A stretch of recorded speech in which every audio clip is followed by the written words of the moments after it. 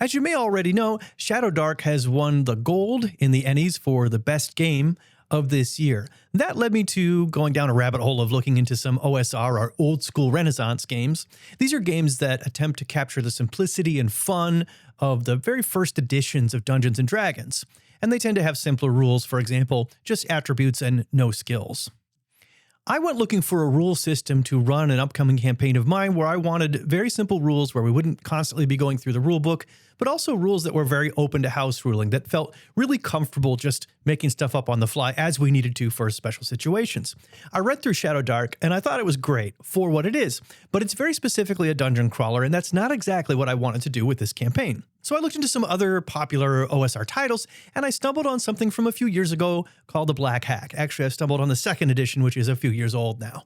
What is the Black Hack? It's an old school Renaissance game, of course. It was designed and written by David Black, and it is designed to be simple and really straightforward and to play very fast. It's also specifically designed to customize, hence hack in the title. The game is meant to be home-ruled, home-brewed, mangled, put back together however you want it to be, which was also kind of the spirit of those old school games. And this system, more than any of the other OSR systems that I looked at, including Dungeon Crawl Classics, this one was much simpler than all of them, very similar to Shadow Dark in its simplicity, but way more customizable than any of those. The authors described the setting that this book should be used with as one of old school pulp. Let's talk about characters in Black Hack, both player characters and NPCs, and of course including monsters. None of them can see in the dark, and that brings the threat of darkness or torches going out or spells expiring back into the forefront as part of the adventure, something we've really lost in modern game systems. Everybody seems to want to play a race that can see in the dark, or have a spell that's perpetually up, or it's a cantrip so it can always be on. But this brings back that threat of light. And if you don't have that threat in the game, what's even the point of talking about dark vision or any of these other things? So I think it's interesting that becomes part of the adventure, much like Shadow Dark. I mentioned that it has attributes only. It doesn't have a sophisticated system of skills. When you need to roll to do something, you decide which attribute that seems to be called for, and you roll against that attribute. There are player character backgrounds that you kind of write yourself. You create it, maybe with the GM's help. The book does have several examples and some rollable tables to inspire you, but it's very open. And the way backgrounds work in the game is an example of this open, kind of customizable feel that it has. You write out your background. You can try to make a case to the GM that your background applies for some kind of check. And if the GM agrees, you get to do that with advantage. There's no hard list of rules where this applies. Everybody decides what makes sense. And since it's a simple system with just attributes, it shouldn't be that hard to figure out. Now, the way experience and leveling up work in this game are prime examples, in my opinion, of what works really well in the rule system. Intuitive ideas that are easy to remember and based on elements that are already in the game. If you ask me right now, how many XP that a character needs to go from 3rd to 4th level in D&D, for example, I couldn't tell you. I'd have to go look that up. But in the Black Hack, it works like this. Any kind of major encounter or event, the GM could declare is an experience. You can imagine that maybe with a capital E, an experience. When you have one of those, you mark it down. When you get a number of those experiences equal to your level, you level up. Easy to remember and easy to keep track of. Combat is also straightforward and fairly intuitive. Whenever you attack, you're making an opposed roll. Strength for a melee attack, for example, opposed by your opponent's strength. Now, as written, Black Hack is a roll low system, meaning you want to roll under your stat. Modifiers work the same way that they would in other games, but in this case, you would add a modifier that hinders you to your roll, and you would subtract a modifier that helps you from it because you want to get under that target number. Now, this might seem less intuitive, but in a straightforward roll, there is something about roll under that I like. It feels like it's easier to think about. The flip side is a lot of people think intuitively, higher number, more success. More stuff, big. That's more intuitive than rolling low, I would agree. But there is something that feels a little bit streamlined about just getting under a number most of the time if you don't have modifiers. It just feels a little bit less mathy to me, and I'm not even sure why. But I'm not a math guy, so maybe someone in the comments can pontificate on that a little bit more. In this game, rules as written, the armor you're wearing doesn't make you harder to hit like it does in D&D and Pathfinder, but like in some other games, it prevents damage. And there's a system called armor dice that make this happen. So each piece of armor you're wearing has an AV value, an armor value. They don't stack, so the piece of armor you're wearing, let's say a piece of leather armor, has an AV of 3. That's how many armor dice you have, and these are D6s. So, if you're in a situation where you would take damage, you set aside 1 armor die instead. So in our example of leather armor, you would set aside 1 of 3.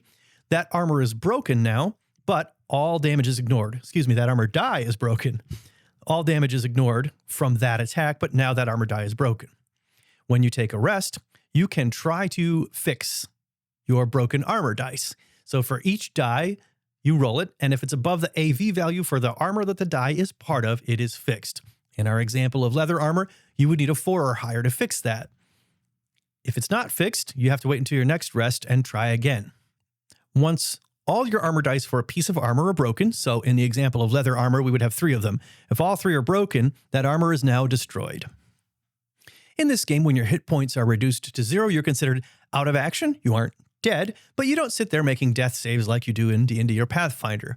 Instead, at the end of the encounter, you make 1 roll on a D6, and there's a little chart about what might happen to you. You only die if you roll a 6, but some other not-so-great temporary things can happen from that. The game has spells for wizards and prayers for clerics. For spellcasters, you can memorize each day a number of spells equal to your level. Again, pretty easy to remember, and there aren't any spell slots. Also, the spell levels are the same as the class level that you would need to cast them, which means a first-level wizard can cast only first-level spells. Very straightforward, no confusion about the spells level versus the classes level. They're the same. After casting a spell, the spellmaker makes an attribute test. Now that's going to be a wisdom test for a cleric or an intelligence test for a wizard, and you add the spell or prayer's level to that roll. If you've already cast that same spell this session, you make this roll with disadvantage. And if you fail this roll, that spell isn't memorized, again, for the rest of this day.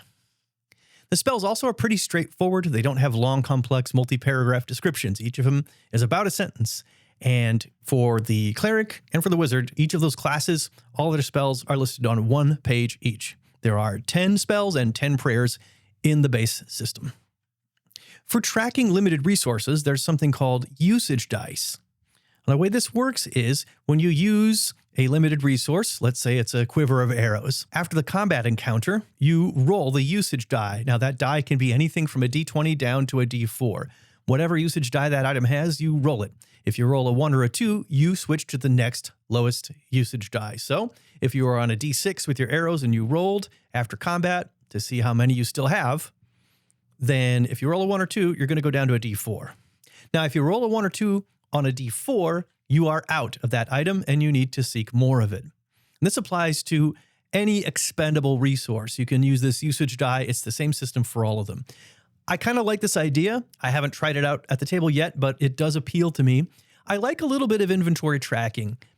Usually, I don't track things like ammunition because it's boring. Frankly, it's boring for players when you sit there and bookkeep them. This takes the bookkeeping out. It almost makes it into a micro game. Wouldn't be a mini game. I guess it'd be like a micro game. It's a little bit fun. They get to kind of almost gamble and see how many things they have left. But then it brings back this need to have these survival items with you and make sure that you've accounted for them. It brings that aspect back into the game, which I think is interesting. By eliminating that tedious bookkeeping and having something a little bit more fun, you can bring back this concern of, whether you've provisioned yourself properly for this adventure. Maybe you have to make do if you run out of something important. Those can be interesting stories. It's just the bookkeeping part that can be a little bit bogging it down. In the spirit of a lot of other OSR games, this book has a lot of rules for generating things randomly, like hex maps, generating towns, generating dungeons, and even taverns. Down to the level of an individual tavern, it has rules and suggestions for that to generate these things randomly and fairly quickly. And it very much welcomes this on-the-fly impromptu style gaming. Again, pretty common in OSR type of games. Now, I'm excited to try this system out on the table, but I haven't done so yet, so this can't really be a real review. But I will share some thoughts I have about this game just from reading through it. I really like, again, that the rules feel very unified.